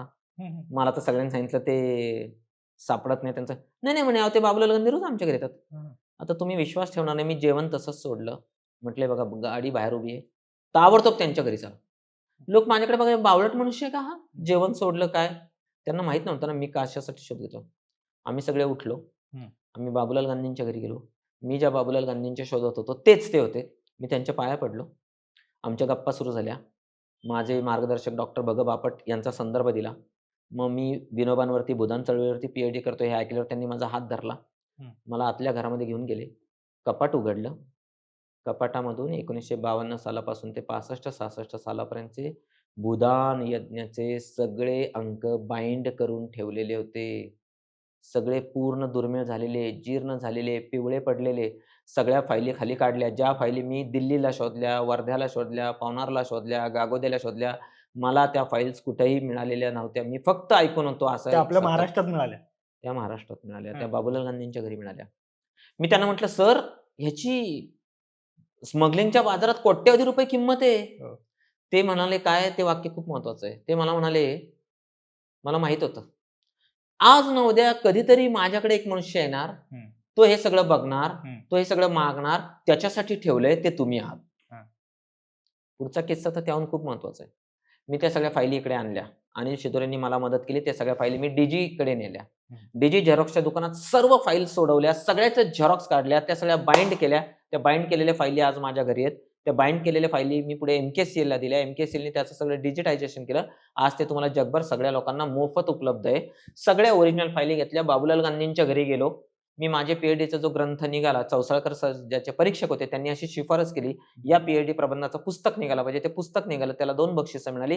तो मी माझं प्रबंधाचं पुस्तक बाबूलाल गांधींना अर्पण केलेलं आहे आणि माझे गाईड जे डाव्या विचारसरणीचे सतीश जोशी त्यांना ते अर्पण केलेलं आहे. मी बाबूलाल गांधींच्या घरी गेलो. त्यांच्या पायावरती डोकं ठेवलं. त्यांना ते पुस्तक भेट दिलं. मी म्हटलं, "अहो सर, मागच्या वेळेला तुम्ही वेगळ्या घरात राहत होता, आता वेगळ्या घरात राहतो." "हो," म्हणे, "हे नवीन घर बांधलं." म्हटलं, "मग ते जुनं घर?" म्हणे, "ते पाडलं." म्हटलं, "मग त्या सगळ्या फायली?" ते म्हणले, "त्या सगळ्या फायली घराला रंग द्यायला आलेल्या लोकांनी त्याचं काय केलं, पायाखाली उभं राहायला घेतल्या, त्याच्यावर रंग सांडला, त्या रद्दीत गेल्या. मला आता काही माहीत नाही. ते सगळं वैभव नष्ट झालेलं आहे. आता एकही भूदान यज्ञाची ओरिजिनल फाईल नाही." मी म्हटलं, "काळजी करू नका सर. सगळे अंक झेरॉक्स केलेले आहेत. ते बाइंड केलेले आहेत. ते माझ्या घरी आहेत. एमकेसीएलने ते डिजिटायझेशन केलेलं आहे. ते जगभरातलं सगळं खुलं आहे." विनोबा असं म्हणायचे, "देतो तो देव, राखतो तो राक्षस." आता हे ज्ञान जगभरासाठी खुलं केलेलं आहे. हे हात असे आहेत विनोबांचे. हं. 43 लाख एकर जमीन भूदानात मिळाली. ते असं म्हणायचे, "माझ्या हाताला त्या जमिनीचा स्पर्शही झालेला नाही. देत राहा, देत राहा." म्हणजे नियती तुमची पण परीक्षा घेत असते. तुम्ही जर प्रामाणिक असाल, तुम्ही तुमच्या विषयाशी जोडले गेलेला असाल, तर ती नियती तुम्हाला भरभरून देत राहते. ते तुमच्यापर्यंत येतच. जे तुमच्या नशिबात जे लिहिलंय ना, ते कुठेही जाणार नाही. नाहीतर भूदान यज्ञाचे सगळे अंक मिळालेला पहिला महाराष्ट्रातला माणूस मी आहे ना. बरोबर. माझ्यापर्यंत कसं आलं सगळं? हं. माझी तर लायकी नव्हती. नियतीने मला हात दिला. नियतीचं एक 6वं अदृश्य बोट असतं. हं. ते तुम्हाला पकडावं लागतं. ते ज्यांच्या आयुष्यामध्ये त्यांना जे बोट पकडता येतं ना, ते चिरंजीव होऊन जातात. त्यांच्यातून चांगली कामं करतात. ती नियतीचा तो एक संकेत आहे. सर खूप म्हणजे भन्नाट किस्सा आहे. म्हणजे मला उत्सुकता आहे, की तुम्हाला ते भाग्य लाभलं.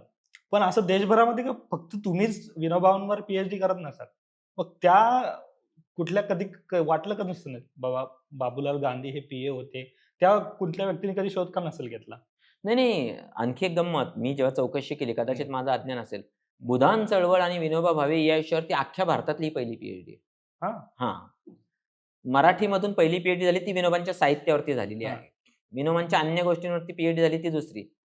तर विनोबांची भूदान चळवळ या विषयावर झालेली ती पहिली पीएचडी. पहिली. आता पहिली पीएचडी झाल्याचा हं. काय फायदा झाला? कोणाचं कट पेस्ट करावं लागलं नाही ना. हं.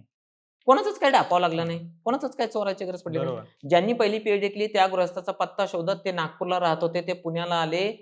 पुण्याच्या विमानतळावरती भर पावसामध्ये मी त्यांना भेटायला गेलो. हं. त्यांच्याकडून काही माहिती एक संदर्भ आहे. गागोद्याला दिवाण जे राहतात त्यांच्या घरी मी राहिलो. विनोबांचा जन्म ज्या घरात झाला त्या घरात राहायची संधी मला मिळाली ना. ग्रामदान समितीचा पहिला अहवाल ज्याची एकमेव प्रत दिवाणांकडे शिल्लक होती ती त्यांनी मला दिली. त्याची मी झेरॉक्स केली. त्या लोकांनी माझी परीक्षा घेतली असणार. काय लायकीचा हा इसम आहे. तर तुम्ही जेव्हा असं काहीतरी पहिलं काम करायला निघता, एक अज्ञानातली अंधारातली वाट तुडवत जेव्हा निघता बरोबर. ना, तेव्हा तुमच्या मागे असतंच ना. हं. आपल्याला कल्पना नसते. हं. तर काही वेळा विक्रम तुमच्या हातून होऊन जातात. हं. त्यात तुमचं काही फार म्हणजे मी लय मोठा आणि मी लय शहाणा असं नाही. तुमच्या हातून ते काम व्हायचं होतं. नियतीने हं. तुमची निवड केली त्या कामासाठी. जशी आज तुमची निवड माझी मुलाखत घेण्यासाठी केली. तसं आहे ते. सर तुम्ही महत्त्वाचा मुद्दा म्हटला संशोधन आपण म्हणतो. आता तुम्ही विनोबांचं संशोधन सांगितलं. पण हे इतिहासकार संशोधन नेमके कसं करतात? आणि महाराष्ट्रात आपण शिवाजी महाराजांवर बोलतोय, तर शिवाजी महाराजांवर संशोधन कसं झालं महाराष्ट्रात? आता बघा ह्याचं सगळ्यात आदर्श काम जर तुम्हाला बघायचं असेल, तर ते मेहेंदळेंनी केलेलं आहे. त्यांनी जे खंड लिहिले, इंग्लिशमध्ये पूर्ण त्यांनी शिवचरित्र लिहिलेलं आहे आणि त्यांनी मराठीमध्ये 2-3 खंड लिहिले आणि ते फक्त अफजल खानापर्यंत आलेले. त्याच्यापुढे मराठी गेलेलं नाही. हं. शिवचरित्र जर तुम्हाला अभ्यासायचं असेल, तर शिवचरित्राच्या अभ्यासासाठी अख्ख्या भारतातल्या राजघराण्यांचा अभ्यास केला पाहिजे. हं. असंच त्या शिवचरित्रातलं पहिलं प्रकरण आहे हो. हं. शिवचरित्र लिहिण्यासाठी उपयुक्त असणारी साधने असं जे दुसरं प्रकरण आहे मेंदळेंनी लिहिलेलं ते तर इतकं जबरदस्त आहे. हं. शहाजी राजांवरती सर्व प्रकारची कागदपत्र वापरून लिहिलेलं परिशिष्ट जे आहे किंवा प्रकरण मूळ जे आहे, तर शिवचरित्राचा अशा अंगाने अभ्यास करायचा असतो आणि शिवचरित्र समजून घ्यायचं असेल, तर तुम्हाला मध्ययुगीन महाराष्ट्र नाही समजून घ्यावा लागेल. हं. मध्ययुगीन भारत समजून घ्यावा लागतो. मध्ययुगीन जग समजून घ्यावं लागतं. तुम्हाला इस्लाम समजून घ्यावा लागतो. तुम्हाला पोर्तुगीज समजून घ्यावे लागतात. तुम्हाला ईस्ट इंडिया कंपनी समजून घ्यावी लागते. तुम्हाला इंग्लंड, फ्रान्समधलं राजकारण समजून घ्यावं लागतं. हे मेंदळेंनी लक्षात आणून दिलं ना. हं.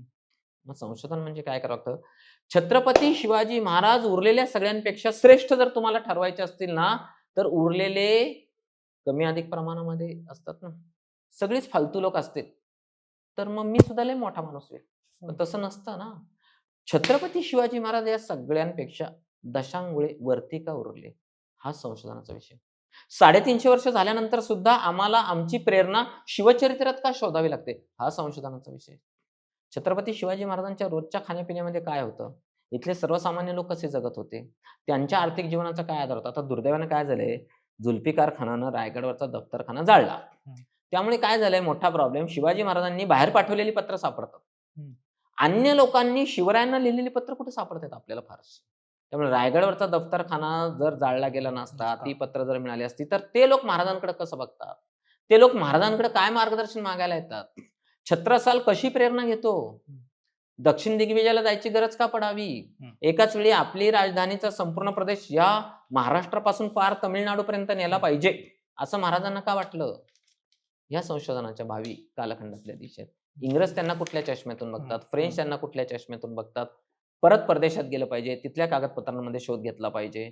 मग त्या कागदपत्रातून आपल्याला ते सगळं सापडत राहील. सर थोडं राजकारणाकडे येतो. महाराजांच्या काळात होणारं राजकारण आणि आत्ताचं होणारं राजकारण म्हणजे महाराजांचं नाव घेऊन होणारं राजकारण. अ, काय दृष्टिकोनातून बघता तुम्ही याच्यात? काय आहे दुर्दैवानं हे सगळंच आता इतकं अवघड झालं ना, तर नेहमी तुम्हाला कुठल्याही ऐतिहासिक व्यक्तीचं मूल्यमापन करायचं असेल, तर तुम्हाला काळ ही खूप महत्त्वाची गोष्ट हं. असते. शिवकाळामध्ये कालखंड वेगळा आहे, त्या काळाची आव्हानं खूप वेगळी आहेत. आजच्या काळामध्ये काळाची खूप आव्हानं वेगळी आहेत. आपल्याला रोजचं जगणंच मुळी इतकं अवघड झालेलं आहे, की सारखं धावा, धावा, धावा. दुपारचं जेवण मिळालं पाहिजे, रात्रीचं जेवण मिळालं पाहिजे, घर मिळालं पाहिजे, फ्लॅट मिळाला पाहिजे, प्रॉव्हिडंट फंड मिळाला पाहिजे, कर्ज काढलं पाहिजे, ई-एम-आय पाहिजे. असे सगळे जगण्याचे ताणतणाव इतके डोक्यावरती आहेत. हं. तत्कालीन कालखंडामध्ये लढा नाहीतर मारा. बरोबर. शेती करा, नाहीतर तुम्ही उपाशी राहा. शेती आहे, लढाई आहे. हं. 8 महिने लढाई करा, 4 महिने शेती करा. आज 24 तास जगण्याचं. मोबाईल नामक यंत्रानं जगच सगळं वेढून घेतलेलं आहे. दैनंदिन जगणं सगळं वेढून घेतलंय. राजकीय पक्षांनी आपल्याला 24 तास दावणीला बांधलेलं आहे. तुम्ही कुठल्याही मोबाईलवरती काहीही उघडा. राजकारणाने आपलं सगळं जीवनच व्यापून टाकलंय. सकाळी उठल्यापासून ते झोपेपर्यंत राजकारणाने जीवन व्यापून टाकलंय. मग राजकारणी लोकांना कळतं, आपण कुठली प्रतीकं वापरली तर लोक हं. आपल्याकडे येतील. हा त्यांचा दोष नाहीये. आपणही त्याला तेवढे जबाबदार आहोत. ही क्रिया आणि प्रतिक्रिया आहे. ही टाळी एका हाताने वाजत नाही. राजकारण्यांनी ही गरज ओळखली, लोकांनी त्याला परस्पर पूरक दिला. त्यामुळे छत्रपती शिवाजी महाराज हे इथल्या जनतेच्या मनावरती अधिराज्य गाजवायला ज्यांच्याबद्दल कोणाच्याही मनामध्ये कसलंही किल्मिष नाही, ज्यांच्याबद्दल कोणी कसलाही आक्षेप घेऊ शकत नाही, असं जे व्यक्तिमत्व आहे, ते छत्रपती शिवाजी महाराज आहेत म्हटल्याबरोबर हं. सर्व राजकीय पक्ष तिकडे ओढले जाणं अगदी स्वाभाविक आहे. हं. त्यामुळे तेव्हा अशा वेळेला आपण अधिक सजग राहणे, अधिकाधिक निष्पक्षपातीपणा त्याच्याकडे बघत राहणे आणि आपलं डोकं ठिकाणावर ठेवून डॉक्टर बाबासाहेब आंबेडकरांनी घटनेतून जो मार्ग दाखवलेला की "बाबा रे, तू तुझा विचार कर." बुद्धांनी ते सांगितलं ना, "आत्तदीप भव." तुझा तू मार्ग शोधला पाहिजे. तुझा तूच प्रकाश हो. तर पूर्वसुरींनी सांगितलेला मार्ग सोडू नये आणि अभ्यासकांनी अंतरीचा ज्ञानदिवा मालवू नये. तसं झालं तर झालं. सर पॉडकास्टच्या अगदी शेवटच्या टप्प्यात असताना 2 प्रश्न विचारतो. सुरुवातीला ओळख करून देताना मी तुमच्या हेरिटेज वॉकचा उल्लेख केला. तुम्ही जे हेरिटेज वॉक उपक्रम चालवताय म्हणजे त्याच्यामागची भूमिका तुमची काय होती? कारण पुस्तकातून इतिहास वाचणं वेगळं आणि थेट गड किल्ल्यांवरती जाऊन तो इतिहास समजून घेणं. हे कसं सुचलं म्हणजे? मला सुदैवानं काही वर्षांपूर्वी लंडन शहराला भेट देण्याची संधी मिळाली. हं. तिथे गेल्यानंतर मी पाहिलं तर त्या लंडन शहरामध्ये शेकडो म्युझियम्स. हं. म्हणजे मी रस्त्याने जर चालत निघालो ना, तर त्या रस्त्याला समजा मी 50 गोष्टी असतील, तर त्यातल्या 45 ठिकाणी तुम्ही थांबून बघितलंच पाहिजे असं काही ना काहीतरी आहे. सर्व संग्रहालय मोफत आहे. सगळं मोठं भव्य-दिव्य ब्रिटिश म्युझियम संग्रहालय ते सुद्धा मोफत आहे. आपल्याकडचे संग्रहालय जेव्हा तिकीट लावतात, अर्थात आपलं अर्थकारण वेगळं त्यांचं. हे सगळं पाहिल्यानंतर माझ्या डोक्यात अशी एक कल्पना आली, की आपल्याकडे असं का नाही? मग मी पुण्यामध्ये परत आल्यानंतर आपल्याकडे अशा प्रकारचे प्रयत्न घाणेकर सर करत होते. मोहन शेटे सर करत होते. त्यांचा एक पॅटर्न होता. त्या पद्धतीप्रमाणे त्यांचं काम चालू होतं. मग मी असा विचार केला, की पुण्यामध्ये 2.5 असे हेरिटेजची ठिकाणं आहेत. हं. असं पुणे महानगरपालिकेच्या अधिकृत वेबसाईटवर आहे. त्या कॉर्पोरेशनने यादी प्रसिद्ध केली A-B-C हं. क्लास 1, क्लास 2, क्लास 3 असा दर्जा दिलेला आहे. मग मी ती यादी केली आणि म्हटलं, की आपण हे काम करूया. आणि मला आमच्या कॉलेजच्या मुलांनी खूप सहकार्य केलं बरं का. म्हणजे मी काही एकटा काही करू शकत नाही. बरोबर. आमचे विद्यार्थी आहेत. उमेश पोटे आहे, ज्यांनी हे सगळा विषय अगदी खांद्यावरती घेतला. हं. गणेश खुटवळ असेल, गणेश साळुंखे असेल, विनयन वाघमारे असेल, वरुण परब असेल, हे सगळे विद्यार्थी माझ्याभोवती गोळा झाले. आणि 2012 पासून आम्ही हा कार्यक्रम सुरू केला. तर तुम्हाला आता एक अत्यंत धक्कादायक गोष्ट सांगतो, हं. ज्याच्यावर कोणीच विश्वास ठेवणार नाही. पुणे शहरामध्ये आम्ही जर 240 हेरिटेज वॉक घेतले असतील, हं. तर 240च्या 240 हेरिटेज वॉकचे कार्यक्रम वेळेत सुरू झालेले आहेत. तुम्ही मला पुण्यात अन्य कुठलाही कार्यक्रम सांगा, जो वेळेत सुरू झाला असेल एवढ्या वेळा. हे सगळं श्रेय पुणेकरांचं आहे. पुणेकरांनी आम्हाला चांगला रिस्पॉन्स दिला. हं. हां, कार्यक्रम किती वेळ चालेल ते नाही सांगता येत. बरं. पण वेळेत सुरू होणार आणि तुम्हाला त्या क्षेत्रातल्या त्या विषयाच्या अधिकृत तज्ञाकडूनच माहिती मिळणार. हं. वय वर्ष 10 पासून वय वर्ष 80 पर्यंत कोणी तिथं यावं आणि तुमच्याकडून कुठल्याही प्रकारचं शुल्क घेतलं जाणार नाही. तुम्ही तिथं या, तुम्हाला माहिती दिली जाईल, तुम्ही प्रश्न विचारा आणि तुम्हाला त्या प्रत्यक्ष इतिहास जिथे घडला, तिथं आपण जाता आलं पाहिजे. मग आगा खान पॅलेसमध्ये चला, जिथे गांधी सिनेमाचं शूटिंग झालं, जिथं गांधीजींना ठेवण्यात आलेलं होतं. त्रिशुंड गणपती पाहूया, हं. शनिवारवाडा पाहूयात, लाल महाल पाहूयात, नानावाडा पाहूयात. अहो, आमचं कॉलेज किती गोष्टींनी वेढलंय बघा. लाल महाल आहे तिथेच. बरोबर. तिथेच भिडेवाडा आहे. बरोबर. तिथेच मंडई आहे. तिथं देशातला पहिला संगमरवरी पुतळा आहे लोकमान्य टिळकांचा. तिथेच मागे मंडई आहे, ज्या मंडईमध्ये गोपाळकृष्ण गोखले नगराध्यक्ष होते. नगरपालिकेचं कामकाज सर्व लोकांना खुलं असलं पाहिजे, असा ठराव करणारी पहिली नगरपालिका म्हणजे पुणे नगरपालिका आहे. त्याचे अध्यक्ष होते गोपाळकृष्ण गोखले. मागे भाऊ रंगारी आहे. केसरी वाडा आहे. तिथे मादाम कामांनी 1938 मध्ये स्टुटगार्ड इथे परिषदेमध्ये फडकवलेला पहिला भारतीय ध्वज आहे. ओरिजिनल ठेवलेला. रंगो बापूजी गुप्तेंना मिळालेलं इंग्लंडमध्ये तबक आहे चांदीचं. ते राजा केळकरमध्ये ठेवलेलं आहे. तर एवढ्या गोष्टी जर तुमच्या आजूबाजूला असतील, तर मग नको का बघायला? मग मला सुरुवातीला गार्डियनच्या मालकांनी मदत केली, मनीष साबळेंनी. मग मराठी बांधकाम व्यावसायिक असोसिएशन पुण्यातल्या 50 बिल्डरनी मदत केली. मग मला बीव्हीजी ग्रुपनी मदत केली, हनुमंतराव गायकवाडांनी मदत केली. मग मला वर्शिप अर्थ फाउंडेशनच्या मते सरांनी, पराग मते सरांनी हं. मदत केली. आता आम्हाला लोकमान्य मल्टीपर्पजचे किरण ठाकूर सर, सुशील जाधव सर आणि एन्शियंट ट्रेल्सचे गिरीनाथ भारदे मदत करतायत. ह्या सगळ्यामध्ये हा उपक्रम यशस्वी व्हायचं सगळ्यात महत्त्वाचं कारण जर हं. कोणी असेल, तर ते 2 गोष्टी. एक म्हणजे महाराष्ट्र टाइम्सचे संपादक पराग करंदीकर, श्रीधर लोणी आणि अभिजित थिटे या तिघांनी हा विषय उचलून धरला आणि आमच्या देसाई कॉलेजच्या मॅनेजमेंटनी मला हे काम करायला पूर्णपणे मोकळीक दिली. अशा सगळ्या लोकांच्या मदतीमुळे हा द्रोणागिरी उचलला गेलेला आहे. सगळ्या ज्ञात आणि अज्ञात लोकांनी मदत केली. म्हणून पुणेकरांनी मान्य केलेला, पुणेकरांना पसंतीला पडलेला हा उपक्रम 2012 पासून आम्ही चालवतो. पण हा उपक्रम म्हणजे महिन्यात नव्हतं, आठवड्यात नव्हतं कसं? नाही, दर आठवड्याला हं. वर्तमानपत्रामध्ये, मठामध्ये अगोदर बातमी प्रसिद्ध हां. होते आणि काही दिनविशेष पण असतात. उदाहरणार्थ 19 तारखेला छत्रपती शिवाजी महाराजांचा कार्यक्रम होणारच. हो. गांधीजींवरचा कार्यक्रम होणारच. होणारच. आता वासुदेव बळवंत फडकेंची पुण्यतिथी आहे. तर 17 तारखेला तो कार्यक्रम होणारच. आता नुकतंच 2 दिवसांपूर्वी पुणे नगर वाचन मंदिराला 178 वर्ष पूर्ण झाली. मग आम्ही तिथे कार्यक्रम घेतला. ज्या ग्रंथालयामध्ये चर्चिल येऊन वाचत बसला होता. आता रस्त्यावरून जाताना 50 वेळा बघतो ना नगर वाचन मंदिर. हां. अरे चर्चिल या खुर्चीत बसला होता बरं का. हं. तुमची त्या खुर्चीकडे बघायची दृष्टीच बदलते. दृष्टीवर. लंडन स्कूल ऑफ इकॉनॉमिक्स किंवा इंग्लंडमध्ये गेल्यानंतर डॉक्टर बाबासाहेब आंबेडकर या खुर्चीत बसले होते, असं तुम्हाला जेव्हा सांगितलं जातं, मी भक्तिभावाने त्या खुर्चीला नमन केलं ना. ही छत्रपती शिवाजी महाराजांची तलवार आहे. ही वाघनखं त्यांनी वापरलेली आहेत. ही डफनी नेलेली वाघनखं आहेत. असं पाहिल्यानंतर त्या वस्तूच्या जवळ जाऊन जेव्हा बघताना तेव्हा अंगावर शहारे आल्याशिवाय राहत नाही. शिवसृष्टी उभारली आंबेगावला. लोकांना आम्ही घोड्यावर बसवलं. हं. घोडा प्राणी इतिहासात एवढा वेळा ऐकतो. तर आमचे पुरंदरे आहेत, गुणेश पुरंदरे. त्यांची अजिंक्य हॉर्स रायडिंग संस्था आहे. तिथे हेरिटेज वॉक घेतला. लोकांना घोड्यावर बसवलं. चला बघा. एक राउंड मारून या. कशी हाडं खिळखिळी होतात. मग तुम्हाला कळेल पुण्यापासून दिल्लीपर्यंत जायचं म्हणजे सोपं आहे का? ऑब्जेक्शन घेणं लय सोपं आहे. हम्म. घोड्यावर बसावर अहो, म्हणून तर लग्नापूर्वी माणसांना घोड्यावर बसवतात ना, संसार किती अवघड आहे ते कळावं. असा तो सगळा इतिहास.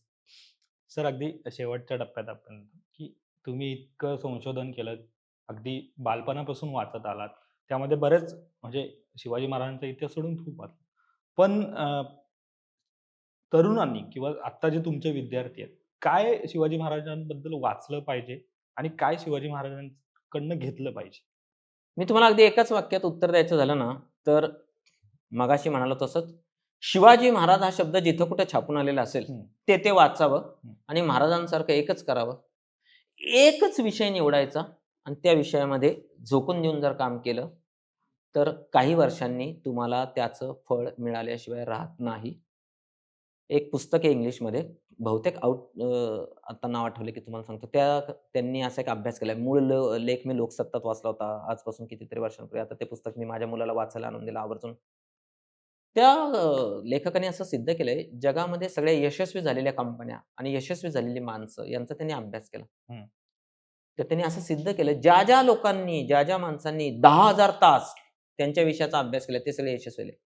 सुनील गावस्करांनी आंतरराष्ट्रीय क्रिकेटमध्ये यश मिळवण्यापूर्वी 10,000 तास क्रिकेट खेळलेलं होतं. सचिन तेंडुलकर यांनी क्रिकेटमध्ये यशस्वी पदार्पण केलं, त्याच्यावरती 10,000 तास त्यांनी ते काम केलं होतं. कंपन्यांनी त्यांच्या क्षेत्रात यशस्वी होण्यापूर्वी 10,000 तास प्रत्यक्ष त्या क्षेत्रात काम केलेले. आपणही जर छत्रपती शिवाजी महाराजांनी वयाच्या 15व्या वर्षी संस्कृतमध्ये मुद्रा तयार करून आयुष्याचं ध्येयवाक्य काय सांगितलं? मुद्रा भद्राय राजते, welfare of the common man, welfare of the society. अहो, त्यांनी मनात आणलं असतं तर प्रायव्हेट लिमिटेड कंपनी करू शकले असते. तसं नाही केलं त्यांनी. माझं आयुष्य स्वराज्यासाठी, माझं आयुष्य जनतेसाठी. ज्यांच्या आयुष्याला जगण्याचं कारण मिळालं, त्यांची आयुष्य सफल झाली. कारण पु. ल. देशपांडे असं म्हणतात, "जाण्यापूर्वी हे जग मी सुंदर करून जाईन." मी ओरिजिनल संशोधन केलं का? नाही. मला हेरिटेज वॉकचा आनंद मिळाला. मला इतिहास वाचनाचा आनंद मिळाला. मला इतिहास लेखनाचा आनंद मिळाला. मी माझ्या विद्यार्थ्यांच्या चेहऱ्यावरती हास्याची लकीर उमटवू शकलो, तर मला असं वाटतं माझं जीवन यशस्वी झालं. इतिहास हा माझ्या जगण्याचा श्वास झाला. आजच्या तरुण पिढीला हेच सांगणं आहे, आयुष्याला जगण्याचं कारण जर मिळालं, तर आयुष्य सकारण होईल. अकारण वाया घालवायला वेळ सुद्धा राहणार नाही. शिवछत्रपतींच्या आयुष्यातून तुम्ही त्यांचा अभ्यास करा. एखादी गोष्ट अशी मिळेल, अरे पर्यावरणाचं रक्षण केलं पाहिजे. हं. अरे देवराया वाचवल्या पाहिजेत. अरे आरमाराकडे लक्ष दिलं पाहिजे. अरे परकीय व्यापाराकडे लक्ष दिलं पाहिजे. अरे चांगली माणसं निवडली पाहिजेत. अहो, महाराजांनी काय माणसं वेचून आणली आहेत. एक से बढकर एक. अशा बुद्धिमान लोकांचा संग्रह करणं सोपं आहे का? आज कंपन्या 2 आणि 5 आणि 10,000 कोटींचा व्यवसाय करतात. Google सारखी कंपनी भारतीय माणसाला निवडून प्रमुख करते. वेडे आहेत का हो ते? बरोबर. अत्यंत उत्तम दर्जाची बुद्धिमत्ता शोधता आली पाहिजे. हं. बस महाराजांच्या जीवनातून हे घ्या. मिळेल ते घ्या आणि त्याच विषयाचा पाठपुरावा करा. क्रिकेट तेव्हाच यशस्वी होतं, कॅच झेलणारे लोक लागतात. यष्टीच्या मागे एक जण उभा राहावा लागतो. एक जण बॉलिंग टाकावं लागतो. कुणीतरी बॅटिंग करावी लागते. कुणीतरी कर्णधारपद करावं लागतं. या सगळ्याचा मेळ साधला तर विश्वचषक हातात आहे. शिवछत्रपतींच्या जीवनातून कुठल्याही एका पैलूचा जर तुम्हाला साक्षात्कार झाला, तर तुमचं जीवन धन्य झालं. सर धन्यवाद. तुम्ही महाराष्ट्र गट्टावर आलात आणि अगदी मनमोकळ्या गप्पा झाल्यात. तुमच्या दृष्टीतून तुम्ही जे बघितलेले शिवाजी महाराज आहेत ते आमच्यापर्यंत आणि आमच्या प्रेक्षकांपर्यंत पोहोचवले. महाराष्ट्र गट्टा टीमकडनं पुन्हा एकदा तुमचं स्वागत करतो आणि आभारही व्यक्त करतो. मंडळी, महाराष्ट्र गट्टाच्या या पॉडकास्टमध्ये प्राध्यापक गणेश राऊत सर आपल्यासोबत होते. त्यांनी अनेक महत्त्वाचे पैलू जे आहेत ते उलगडलेले आहेत. त्यामुळे हा कट्टा तुम्ही आवर्जून बघा आणि तुम्हाला हा कट्टा कसा वाटला याबद्दल आम्हाला कमेंट करून नक्की सांगा आणि असेच पॉडकास्ट बघण्यासाठी आमच्या महाराष्ट्र कट्टा या यूट्यूब चॅनलला तुम्ही नक्की सबस्क्राईब करा. धन्यवाद.